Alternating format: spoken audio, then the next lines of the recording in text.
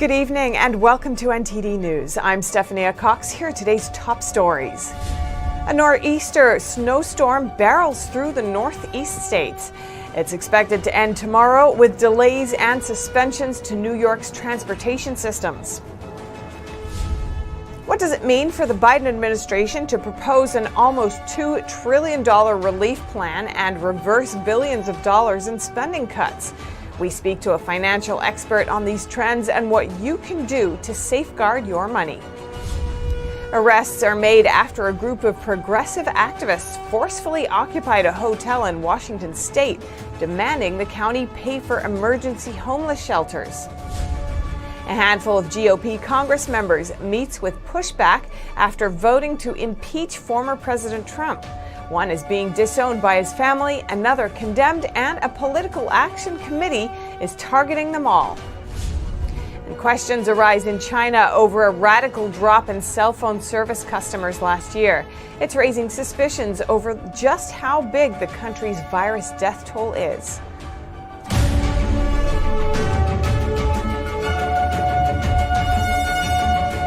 New York, New Jersey, and a number of other northeast states get pummeled by heavy winds and snow.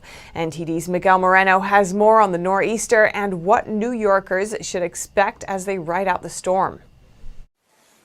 So we're here in Times Square, and behind me you can see what makes Times Square Times Square. All the big billboards, big electronic billboards, very colorful down here, but it's also really beautiful.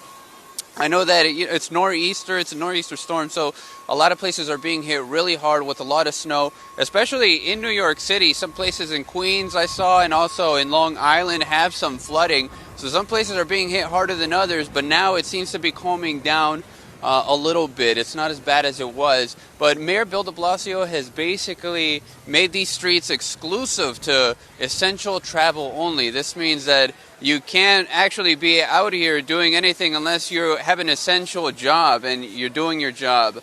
The governor and the mayor have both told people that they need to stay home because it's really dangerous to be out here. And there is a lot of slush on the streets. I mean, I was walking down here coming to Times Square and I was skipping around, jumping a little bit because I did not want to get my shoes wet. Probably didn't wear the best footwear. But besides that, overall, it's very calm, and I see a lot of people out here. That's the other thing. They're not actually supposed to be out here. The officials are telling them to stay home, but I see people taking selfies. I see people enjoying themselves. This is not what I expected when I came down here. I did see a few people on an earlier live stream, but now I see a lot of action down here in Times Square, and we will show you a little bit of that B-roll. There are ways to get around the city if you still need to. So the subway system is still functioning if it's below ground. If it's not below ground, it's been suspended. So if you use the tunnel system, the trains and the tunnel system, the MTA, then you're okay. You can still take those. But if it's above ground, it's not going to work. They've been suspended, and it's been suspended until they say so. I don't have a time. I don't know exactly when they're going to continue that service. But thankfully, the buses are functioning. They are not suspended. You can still use the buses on our way here. I did see one, and I think I saw one even before work as well. But not too many, because some routes, there are detours. And in other places, they've been suspended. So there are still some buses that you can use, but the path, which is a connection between New York City to New Jersey, that has been suspended. That was suspended at 3 p.m. Again, I don't know when they're going to continue that service. Maybe it depends on the weather, maybe today, but we're supposed to be in this type of weather until tomorrow, until Tuesday, maybe late in the evening, maybe not. This is all still in question. It might get worse. Who knows? But other than that, the mayor and the governor are telling people that they want them to stay indoors. People don't seem, I should say, I see many people out here that are not doing that. They're actually enjoying the weather, but it could get worse, and this is what they're saying that they're worried about. So reporting from New York City in Times Square, Miguel Moreno, NTD News. New York State also canceled appointments for people scheduled to get vaccinated today at state sites. The governor's aide says they'll be sent emails and text messages with new times and days for rescheduling. And a group of progressive activists and homeless people forcefully occupied a hotel in Washington state, demanding the county pay for emergency homeless shelters. We spoke with a city councilwoman about the takeover. At least 7 people have been arrested for forcefully occupying Red Lion Hotel in Olympia, Washington on Sunday. A group called Only Housing Now, made up of activists and homeless, occupied 2 floors.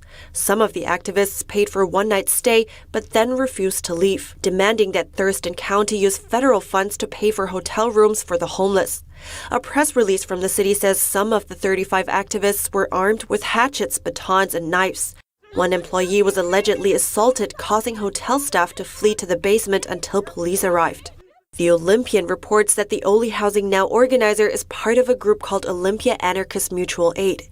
Pam Roach, Pierre County's council member and a former Washington state senator of 26 years, says she has intel that Antifa was recruiting homeless people to participate in the occupation 2 weeks prior.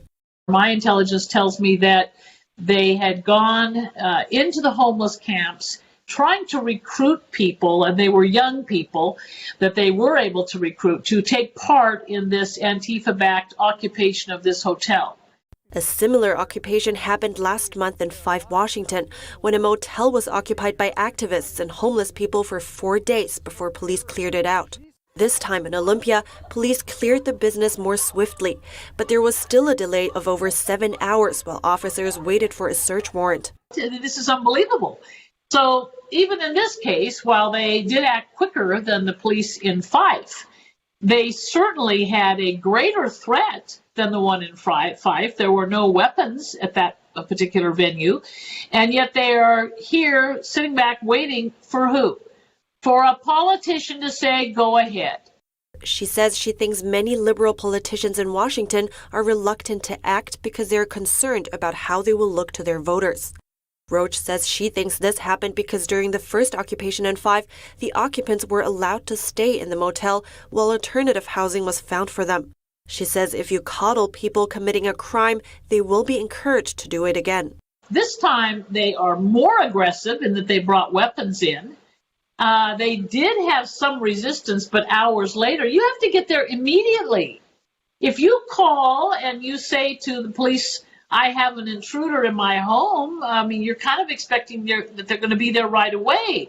Over the last year, there has been an increasing number of anarchist groups occupying and/or damaging property in West Coast states. Yet these groups have often faced little or no consequences. Roach says because of this, there is a mass exodus happening in Washington. She expects it will continue unless something is done. Reporting by Grace Coulter, NTD News. The Biden administration gives its 3rd virus response briefing with new numbers and more cases of variants. They also give an update on vaccines in development. In a White House briefing, the CDC reports rises and falls in virus numbers. The 7-day average of new hospital admissions from January 24th to January 30th decreased by around 14% to over 11,000 admissions per day. The 7-day average of new cases also decreased by around 14% to over 140 cases per day. But the 7-day average of deaths increased by about 2% to over 3,000 deaths per day. January also saw the highest record of deaths than any month since the pandemic began. While the virus continues to ravage the country, the CDC says it will keep a close eye on new variants. CDC has been working on multiple fronts to improve our ability to detect and understand these variants. And the recent rise in number of variants detected in the United States is likely due at least in part to our expanded ability to sequence virus samples. As of January 31st, 33 jurisdictions reported around 470 variant cases. Some of those cases belong to variants found in the UK, Brazil, and South Africa. And the latest data from Johnson & Johnson shows its trial vaccine is about 70% effective. That's less than Pfizer and Moderna. But top disease expert Dr. Fauci says there's still some value to it. There may be some advantages that you might see with one versus the other. For example, the idea of a single dose, the lack of a very strict cold chain, as well as the availability of having a large number of doses. Fauci says it's important the U.S. now has 3 separate vaccine platforms. He expects the FDA to approve emergency use authorization for Johnson & Johnson's vaccine. Don Tran, NTD News.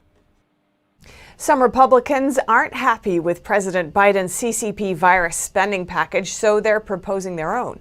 It's smaller and more targeted, but it might be a non-starter. Democrats say they can move forward alone if they want. NTD's Melina Weiskup has the details. On Monday, 10 Senate Republicans unveiled their $618 billion virus relief counterproposal to President Joe Biden's nearly $2 trillion pandemic relief plan. Some Republicans have questioned the overall price tag of Biden's proposal, while others have urged more targeted measures. The cornerstone of the slimmer Republican package is $160 billion for direct pandemic response. This includes $50 billion for a massive expansion of testing, $30 billion for a disaster relief fund, and $20 billion for a national vaccination program. The plan also calls for an extension of the $300 weekly unemployment insurance boost until July, at a cost of $130 billion. The Republicans are also proposing a round of $1,000 direct payments to American families, which is lower than the $1,400 stimulus checks Biden has proposed. The Republican package also proposes $50 billion in aid to small businesses, $20 billion in child care grants, and $20 billion to reopen schools. The 10 Republicans were expected to meet Biden at the White House on Monday to chart a way forward in light of competing visions for the relief package. The House and Senate are on track to vote as soon as this week on a budget resolution. It would lay the groundwork for passing an aid package. And after the Republicans' counter-proposal, Senate Majority Leader Chuck Schumer vows to take up a bold and robust relief package, saying it doesn't make sense to pinch pennies. He and Speaker Nancy Pelosi just passed a joint resolution which would allow them to avoid efforts to delay the bill through the filibuster. And President Biden says he plans to reverse a massive spending cut Trump proposed.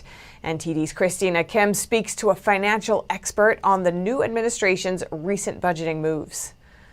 On Sunday, President Biden announced he'd reverse spending cuts proposed by then-President Trump.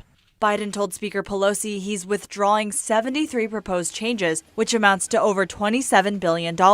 Financial expert George C. says this is what the Biden administration had said they would do. Highly unsurprising. They were going to increase spending as well as raise taxes. So this is right out of the playbook.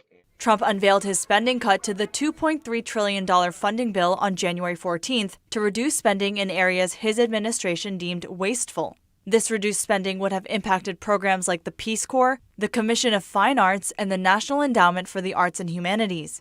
C likens the situation to eating dessert every meal and not expecting that to catch up with you. The woke far left of the Democratic Party thinks there's no such thing as spending too much money, and that's their answer to everything. And eventually that catches up with you. And Biden introduced a nearly $2 trillion pandemic relief plan on top of the $4 trillion relief package approved by Congress at the start of the pandemic last year, the largest rescue package in American history. Though Senate Republicans have unveiled a slimmer counterproposal of $618 billion in hopes to compromise. C says Biden's package is not only a sign of progressive values seeping into financial decisions, but exercising political muscle. It's basically addressing every Democratic constituency over and above what merit would dictate right now. So it's kind of a kitchen sink approach. Let's not only fight the pandemic and do the right thing, but let's make all our constituencies happy so we can win again in 2 years and 4 years from now. And C says political parties on both sides are prone to do this. C notes the interest rate the U.S. government uses to borrow money is low, and that acts as getting free money. But he warns of the long-term impact and says we may not be able to service our debt and fund the government. He says if Americans save their money, limit borrowing, and live within their means, they can weather the storm. Christina Kim, NTD News. The Biden administration is alarmed by the military takeover in Burma. The U.S. says it could restore sanctions on the country. White House Press Secretary Jen Psaki says the current administration is alarmed by reports of the military coup in Burma and will stand with the people of Burma. She does not rule out the option of imposing more sanctions. We removed sanctions, the United States, I should say, removed sanctions on Burma over the past decade based on progress toward democracy. The reversal of that progress will necessitate an immediate review of our sanctions laws and authorities, followed by appropriate action. On Sunday, the Burmese military announced it had detained the nation's state councillor, Aung San Suu Kyi, the president, and other cabinet members of the ruling party. The military says this is in response to what it calls massive voting fraud in the November election. It declared a state of emergency and will take control for at least a year. In a statement on Monday, President Biden calls on the international community to come together and press the Burmese military to immediately relinquish the power they have seized. This statement the president just put out, among other things, it says the United States is taking note of those who stand with the people of Burma in this difficult hour. Is that perhaps a message to China? I think it's a message to all countries in the region and countries who, will be asked to respond or to consider what the appropriate response will be in reaction to the events that have happened over the past couple of days. The White House calls the military coup a direct assault on the country's transition to democracy and the rule of law. Press Secretary Jen Psaki says, quote, the United States opposes any attempt to alter the outcome of recent elections. She also adds that President Biden is committed to pressing the Burmese military to reverse course. The United States remains a country in the world that is looked to for leadership, and it's going to take some time, but he's certainly committed to doing that. Burma is a country in Southeast Asia bordering India, Bangladesh, China, Laos, and Thailand. It is also known as Myanmar. In 2015, Aung San Suu Kyi became its leader after 50 years of military rule. Her party won a majority of seats in the November general election. But according to the Burmese military, there were huge discrepancies in voter lists, and the Union Election Commission failed to settle the matter. House Republicans are facing backlash for voting to impeach former President Trump. One representative says his family signed a petition vowing to disown him for the move, and another was formally censured by his state's Republican Party. And now there's even a political action committee targeting all 10 of them. NTD's Kevin Hogan has the details. Former Trump campaign manager Corey Lewandowski is launching a new political action committee. This one takes aim at the 10 Republican representatives who voted to impeach former President Trump. The PAC would find and support the primary challengers to these 10 Republicans, starting with Congresswoman Liz Cheney from Wyoming. The vote to impeach Trump for allegedly inciting violence at the Capitol hasn't been popular within the Republican Party. And what's more, a Trump-backed poll shows 73% of Cheney's constituents don't like her. Illinois Representative Adam Kinzinger told Business Insider that his own family circulated a petition disowning him. In an interview with Insider, he said his family disowned him because he's, quote, in the devil's army now. And in South Carolina, the state's GOP formally censured Representative Tom Rice over his vote to impeach Trump. The party said trying to impeach a president as he is leaving office is, quote, never legitimate and is nothing more than a political kick on the way out the door. The impeachment trial in the Senate is set to start next week. Only 5 out of the necessary 17 Republicans have voted against Senator Rand Paul's motion declaring the trial unconstitutional. For this reason, Trump is likely to be acquitted. Kevin Hogan, NTD News. Pennsylvania's Secretary of State Kathy Boockvar is resigning.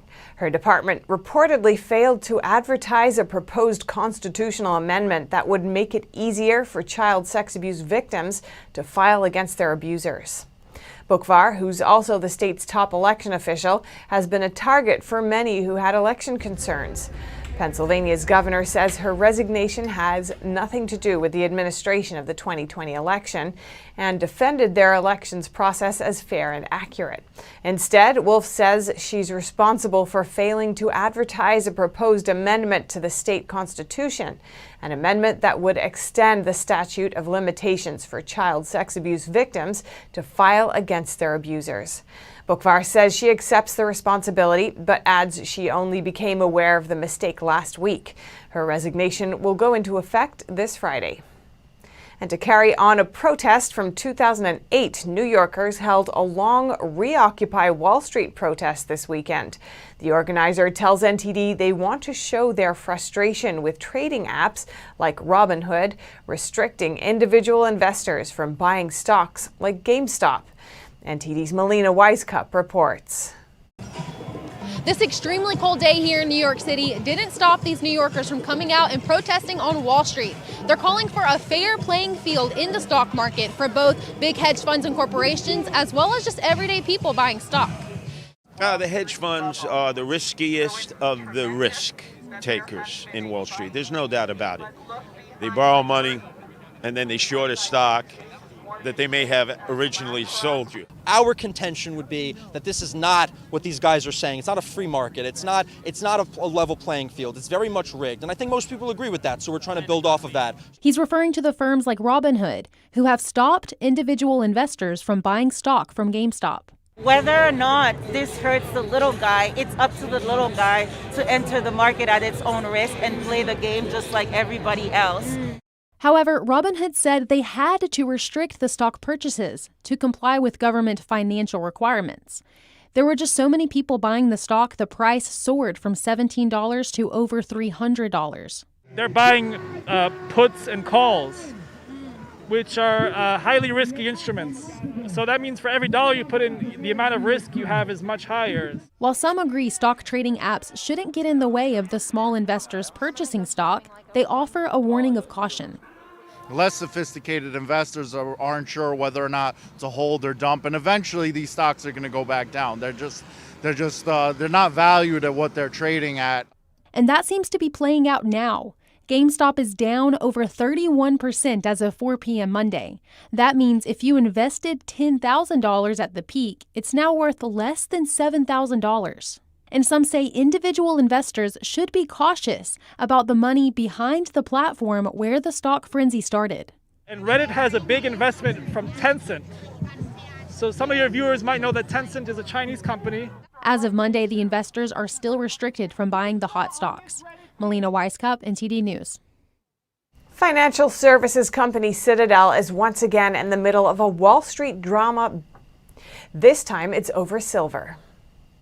On Sunday, several major dealers reported silver shortages. It's become a popular target for small investors who want to hurt hedge funds like Citadel. The CEO of SD Bullion said on Friday alone it sold nearly 10 times the amount of silver it normally does in a whole weekend. He said they can normally find at least one supplier if they go over, but this time everyone was afraid of a gap up at Sunday night market open. Last week, some of Reddit's Wall Street Bets forums tried to target silver and carry out what one user called the biggest short squeeze in the world.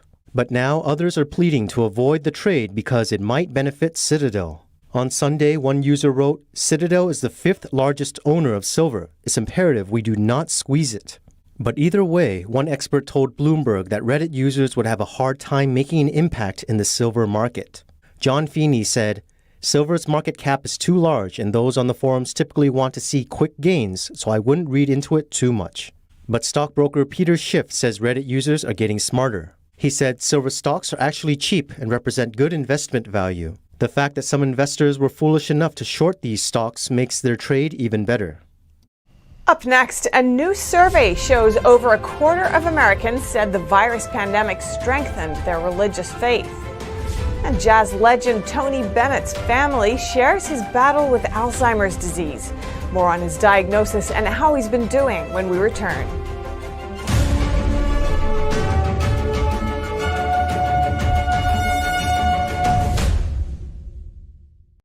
What does it mean to devote your life to the truth? Does it mean investigating communist subversion here in America?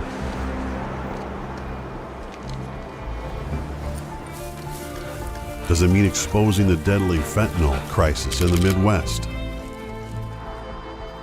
We're spending late nights uncovering deep government corruption? Does it mean persevering over 20 years, even after 4 masked men set one of our printing presses on fire last year? Because at a time when America's traditional values are under attack,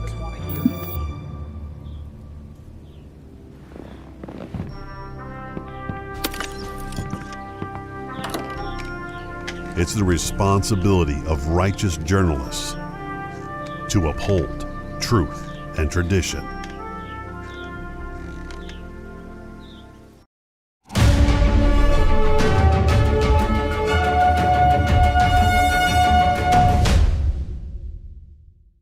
There's a new study saying the virus pandemic made people's faith stronger, especially in the U.S. NTD's Don Tran talks to a pastor on what it could mean for the nation's spirituality. Americans are getting back in touch with their spirituality. A survey from the Pew Research Center found that close to 3 in 10 U.S. adults say the pandemic boosted their faith, and about 4 in 10 say it tightened family bonds. Pastor Bobby Bledsoe says because in times of uncertainty, people turn to their faith.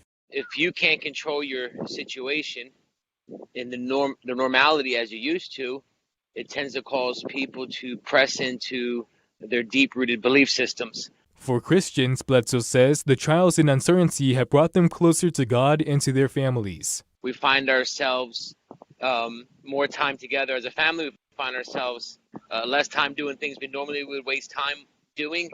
And according to the lockdown, we've all kind of been like that. The survey also revealed that more Americans than those in other developed countries say the outbreak bolstered their religious faith. Bledsoe says that's because America was founded on Judeo-Christian values, and it protects freedom of religion, unlike countries that practice socialism and communism. He recalls a time he preached in Cuba. And I told the translator to translate what I was saying and about the dictator that he, and the translator wouldn't translate it. He said to me, I can't say that because the government has spies in the church and you'll get deported and I'll go to jail. We're not allowed to talk about our president, our leader.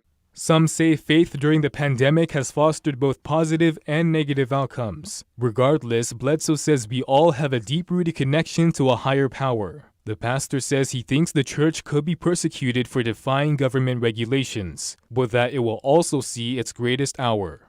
People who had church that were dependent on personality cults or depending on, maybe fame, maybe those churches are in trouble. But I truly believe that God's not done with his church yet. And then God is going to raise up, I believe the Lord is going to raise up a standard. You're going to see the greatest hour the church has ever seen. And I believe people are going to respond in droves to what God does. A federal appeals court struck down state coronavirus rules in a California city that set specific church attendance numbers, but it upheld other limits on worship services in areas hit hard by the pandemic. Don Tran, NTD News. Toys R Us is closing its stores again. Only 2 locations were left in the U.S. after True Kids bought the retailer in a 2018 liquidation sale. The company says the locations in New Jersey and Texas are permanently closing because of the pandemic. True Kids now plans to focus on other platforms to increase traffic. It says the Toys R Us website is still working and more than 700 stores outside of the United States are still open. And the legendary singer Tony Bennett is battling Alzheimer's, but he says life is a gift, even with the disease. NTD's Christina Kim has more on the story. Born Anthony Benedetto in New York City 1926, Tony Bennett is known to the world as the legendary jazz singer whose illustrious career boasts 18 Grammy wins and numerous awards, hit songs, and records. And now his family says he has Alzheimer's disease and has been battling with it for around 5 years. Alzheimer's is the most common type of dementia. It impacts thoughts, memories, and language abilities. Though its causes are unknown, experts say age and family history increase the risk. The disease affects as many as 5 million Americans, and the CDC expects that number to triple in the next 40 years. Bennett's wife Susan says though his condition has progressed, he feels no pain, still remembers his family, and is doing well. And his doctor says he's doing so many things at 94 that many people without dementia cannot do, and that he really is a symbol of hope for people with cognitive disorders. At 94, he's still performing, doctor's orders, singing twice a week and working out. Bennett continued to record songs up to 2020 and even performed in public last March. The jazz icon is set to release a new album with Lady Gaga in spring. Christina Kim, NTD News.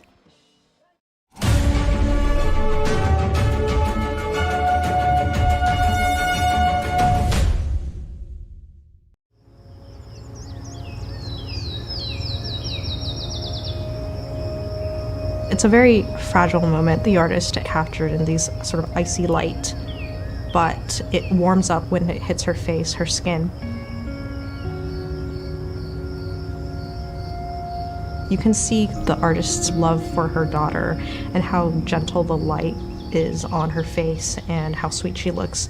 She's wearing very light colors and she has a very serene expression on her face, and she's kind of lightly smiling even though she's sleeping and she has no idea what's going on. We can tell how careful she was to paint, even like the twigs and, the blades of grass so carefully and detailed, and just the care that she put into it. The artist was also painting this for herself, going through this tribulation where she didn't know if she was going to get through this health crisis or not. So there's a little bit of her daughter's very fragile life, kind of signifying her own. She was able to depict something that was very difficult for her in a graceful way. I think the viewer can get a sense of something that's very pure from the painting. There are 2 sparrows in it. The idea is that if God even knows when a bird dies, and you're worth so much more than that, it's about the value of human life in the eyes of God and how precious we should treat that.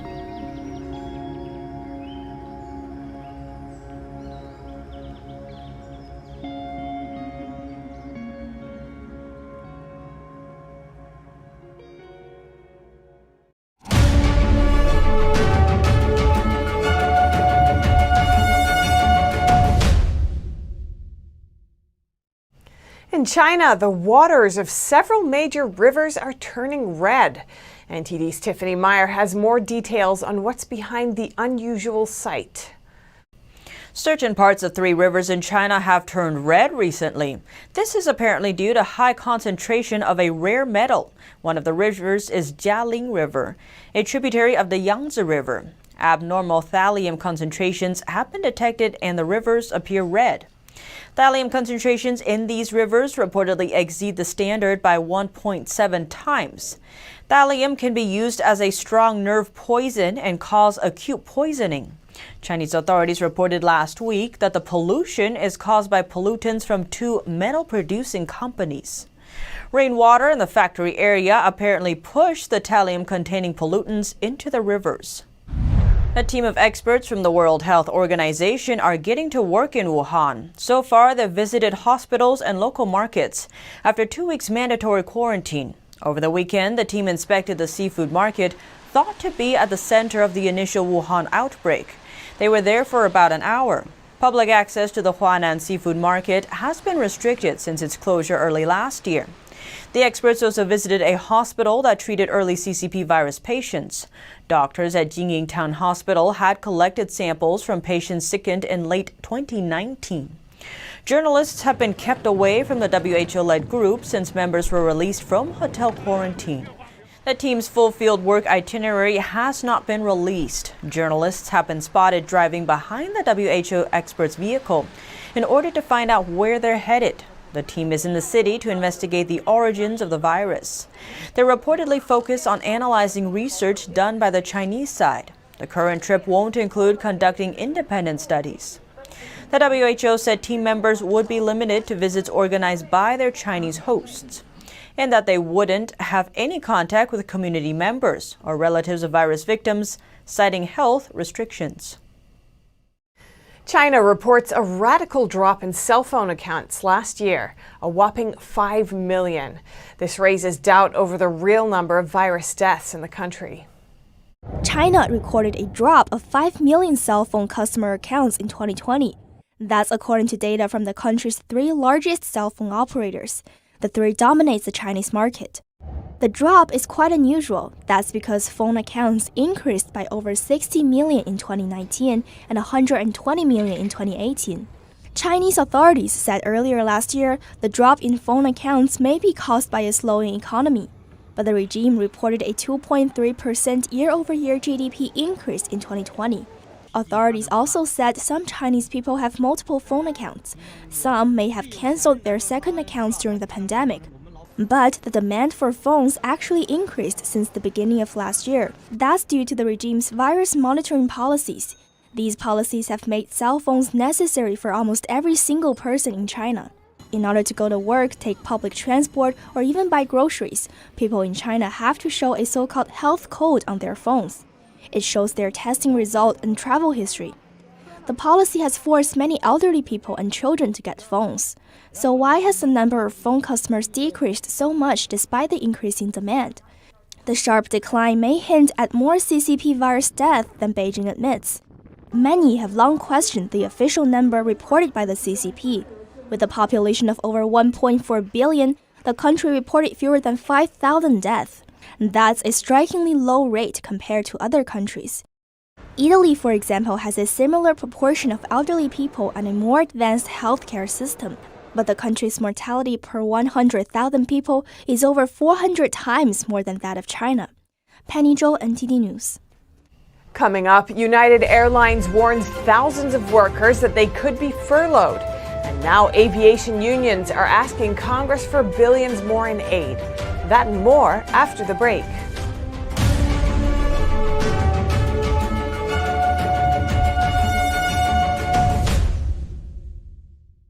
Is deep-sea fish oil really healthy?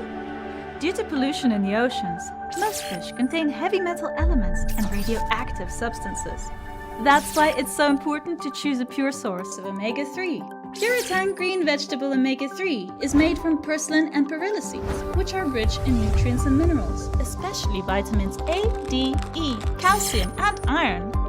With natural processing and no harmful chemical additives, it has more than 90% concentration of omegas 3, 6, 7, and 9. It effectively improves brain power and is beneficial to the heart's health.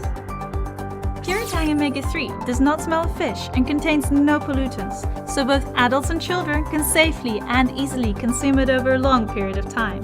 Puritang green vegetable omega-3. Eat 2 a day and you'll feel brand new!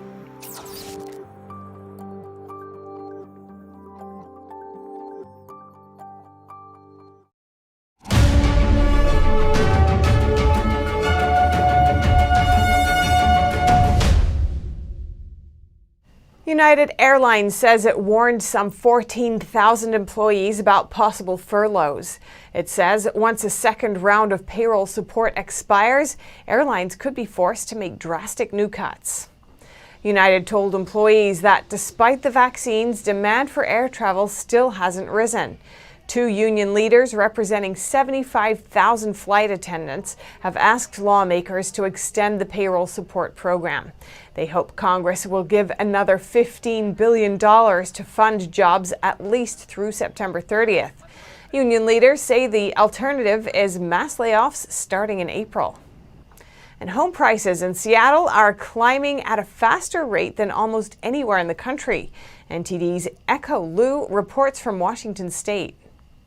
Home prices in the Seattle area are rising as the second fastest in the United States, according to the latest data. The S&P CoreLogic Case-Shiller Index released on Tuesday, the year-over-year increase for Seattle housing remained high and only second to Phoenix in November. Prices in Seattle climbed 12.7% in 2019, about 1% lower than Phoenix's 13.8%. San Diego ranked the third, with a 12.3% jump. Seattle's upsurge in November was higher than the 11.7% increase in October, and the growth rate exceeded the national average of 9.5%. It is Seattle's 10th consecutive month in second place. Affordable home prices rose faster than the more expensive ones in this region. Experts say low interest rates and intense competition contributed to the demand. According to a Zillow economist, 2020 was a record-breaking year for the housing market with intense competition among buyers driving up home prices. Shifting to remote work also opened up more housing options for Seattleites. In the past year, the housing market gained $73 billion in value and ranked as the 7th most valuable market in the U.S. in 2020. Zillow predicted home values will likely continue to rise in 2021. Echo Liu, NTD News, Seattle. New satellites are headed into outer space. SpaceX launched its 18th Starlink mission on Sunday. It's part of SpaceX founder and chief executive Elon Musk's plans to provide global internet service. Starlink is a constellation made of thousands of compact, flat-panel satellites, all interconnected. They're initially placed into a relatively low orbit, just 180 miles above Earth. They're easily visible as a long, strung-out cluster parading through the night sky. Over a few months, Krypton-powered thrusters raise the satellites to a 340-mile orbit. SpaceX may start service later this year in the northern U.S. and Canada, then expand to the world's most populated areas. And could you live without Google search?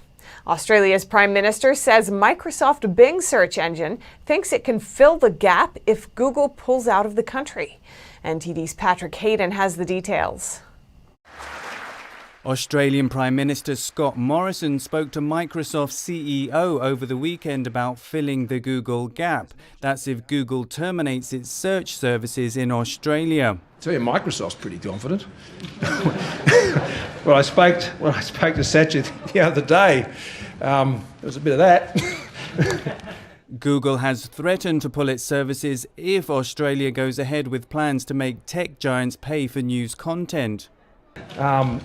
Look, these are big technology companies, and what's important to Australia, I think, is that we set the rules that are right for our people.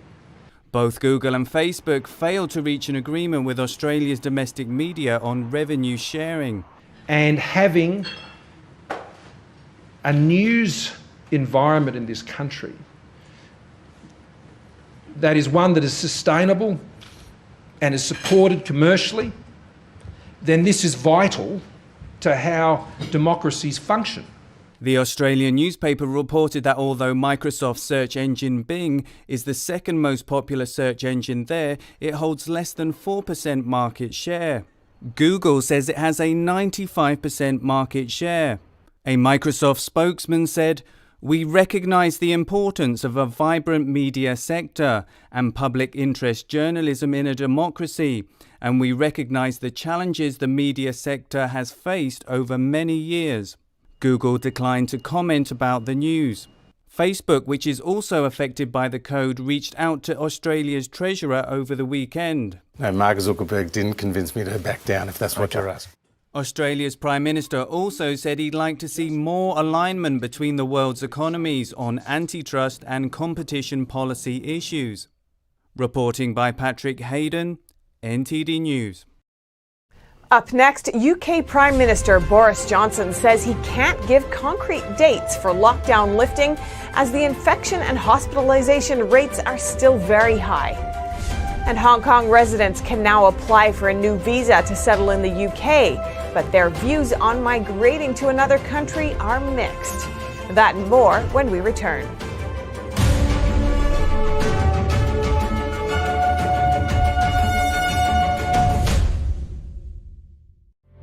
Trends may be fleeting, but values are timeless. We now bring you this new clothing brand with classic design and luxurious comfort. It's our way of sharing hope and inspiration from the world of Shenyun. We bring you Shenyun Dancer. Wear it with honor.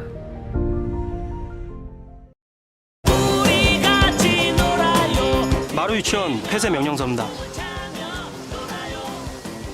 전 폐쇄 명령 받아들일 수 없습니다. 유치원 폐쇄 명령이라. 좀 들어간 건 어떻게 됐어? 도저히 방법이 없대? 정일도 사장님을 대신해서 제가 대신 말씀드리면 안 되겠습니까?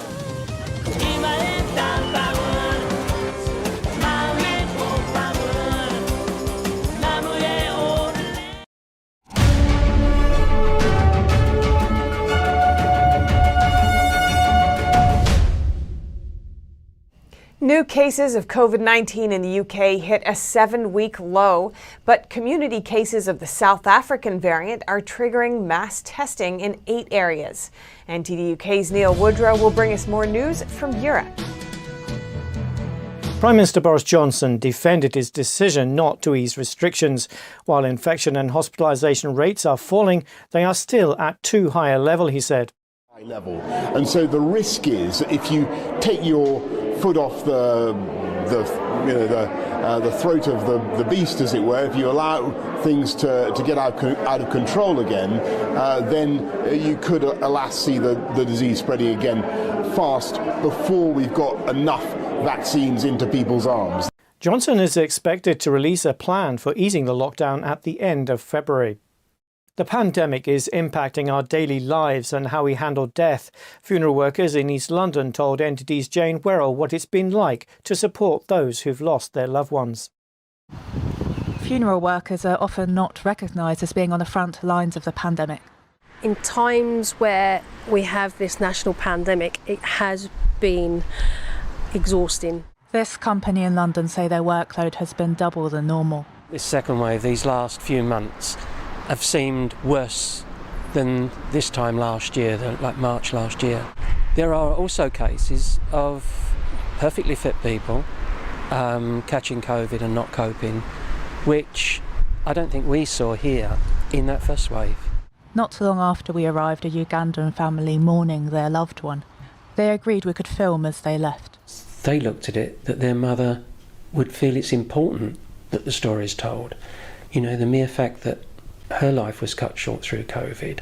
This is something to be taken seriously. He said they treat every case as if it's COVID related, while ensuring families pay their respects to the deceased within the guidelines, catering for different cultures and traditions. But it's so important to sort of keep our normal practice going. That is, the ritual washings for Hindu and Sikh families. Under government guidance, funerals attendance is kept to 30. They work long hours supporting families through the grieving process. Our profession has always sort of been in the background of society, never really acknowledged until it's needed. But that's just the nature of the profession itself, it's the nature of the job, which we understand. Suddenly a war comes along and, I don't want to get hurt, and let's all run away and let's all hide. Well, that's not the way it works. And the funeral trade's like that. They'll carry on their roles so those who are lost are not forgotten. Jane Werrell, NTD News, London.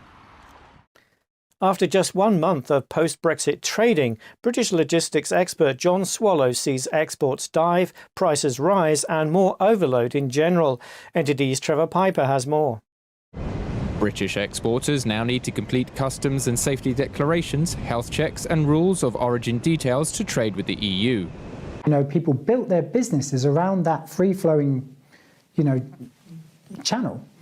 And so just to put it up overnight is really going to hurt some businesses. Companies are importing more. They are pushing up prices to persuade EU drivers to come to Britain. It's not clear if EU logistics operators will even ship to the UK if there are additional costs and delays. Swallow foresees a remapping in the near future. We are rebuilding supply chains already. You're seeing these boats come from Rosslare. You're probably, there's some of the unaccompanied hauliers already in advance of this, of increasing their fleet of trailers. So you're going to see a big shift away from Dover, I think. The remapping could bring some long-term advantages. Prime Minister Johnson argues that a more nimble UK would be able to trade globally if it cast off the shackles of an overly bureaucratic EU. Trevor Piper, NTD News. Riot police broke up protests across Russia in support of Kremlin critic Alexei Navalny. Over 5,000 people were detained. NTD's Joy Dogood has the details.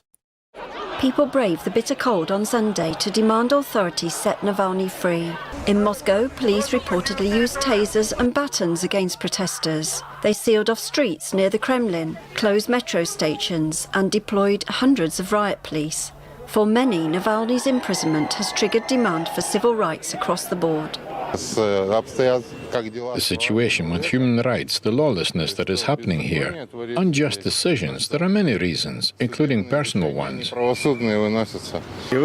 want to live in a legal state where everyone is equal before the law, where there is free media. Therefore, I couldn't stay at home and not come here. UK Foreign Minister Dominic Raab said in a tweet, "The UK condemns the Russian authorities' indiscriminate and arbitrary arrest of peaceful protesters and journalists. Navalny is accused of parole violations, which he says are trumped up. A court is due to sit on Tuesday to consider handing him a jail term of up to 3.5 years. Joy Dogood, NTD News. Hong Kong residents can now apply for a new visa to become British citizens. A migration expert reveals that applications have increased by 30 to 50%. NTD's Trevor Piper has more. An expert says the new migration route is much easier for Hong Kongers as they don't need to invest at least £2 million or start a business in the UK. Since the launch of the BNO visa, our inquiry for the UK migration has about increased at least 30 to 50%. The new visa route comes after Beijing imposed a national security law on the Asian financial hub last year.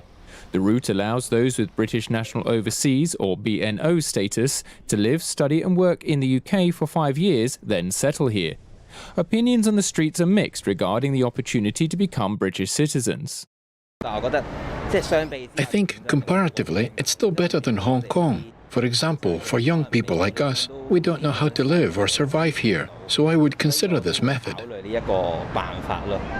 I truly understand the saying, people are worth less when they leave their home country. If they want to move to a foreign country and think the UK is safer than Hong Kong amid a pandemic, that's their own decision. The UK government estimates up to 154,000 BNO status holders and their dependents will come in the first year. Beijing and Hong Kong say they will no longer recognise the BNO passport as a valid travel document, but Hong Kong residents can still use their Hong Kong passports to leave and enter the region.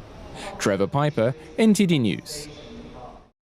Concerns over theft of intellectual property may stop thousands of Chinese academics and researchers from being allowed to enter the UK. According to the Times newspaper, the measures come amid growing concerns about Chinese students, academics and researchers acquiring technology that could benefit China's army. The Foreign Office will introduce security vetting in 44 areas relating to national security. These include artificial intelligence, chemistry, physics, maths and computer science.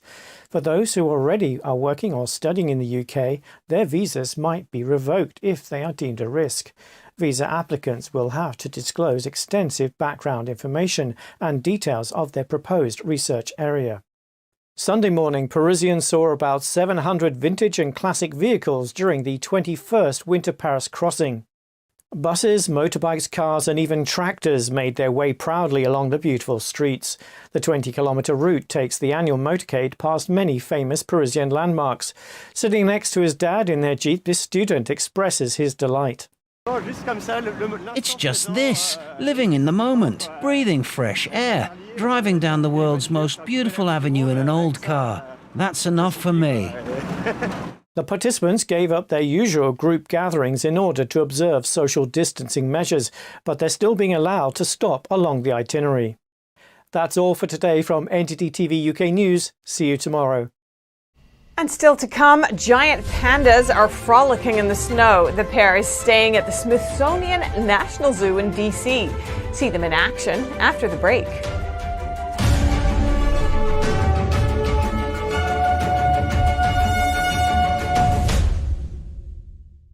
When you look at TV networks in America, a soundbite and fight-it-out culture prevails on news and commentary programs. As a Canadian, I'm fascinated with America, and I wanted to offer American thought leaders an opportunity to share their thoughts in a deep dive format, where we can explore their ideas together. And so American Thought Leaders was born. The world's most brilliant thinkers believed that open discourse was the key to greatness.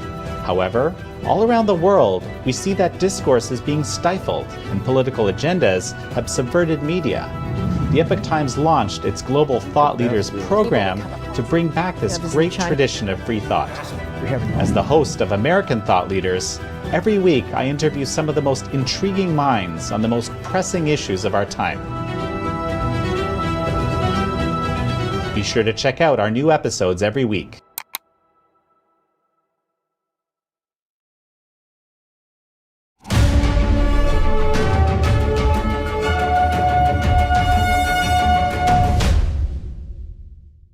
The pandemic has left many rugby unions struggling to stay afloat, but there's no lack of interest in hosting a Rugby World Cup.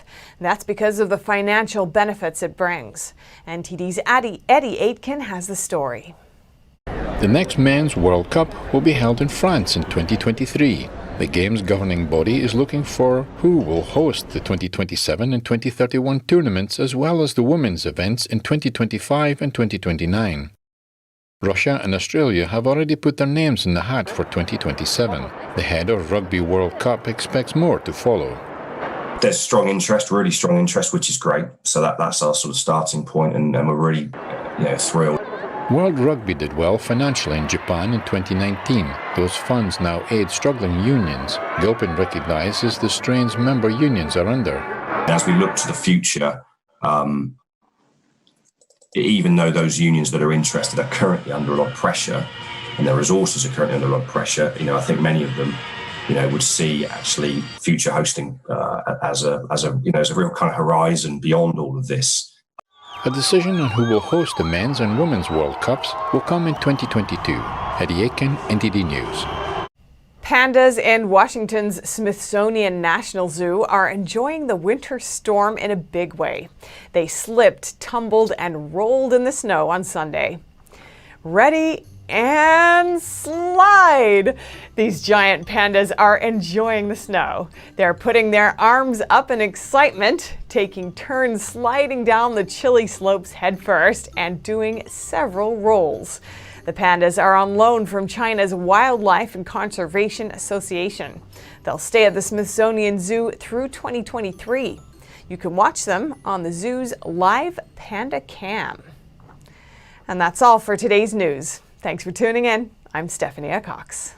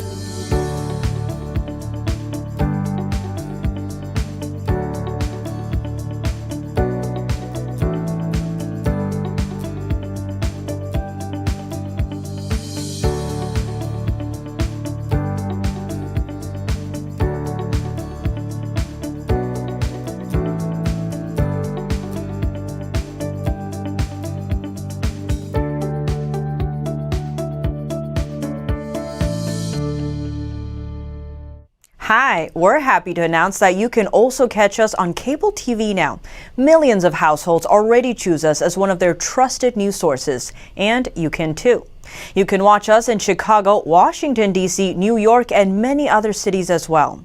And if your system doesn't carry NTD yet, you can just give them a quick call and request NTD on your cable provider.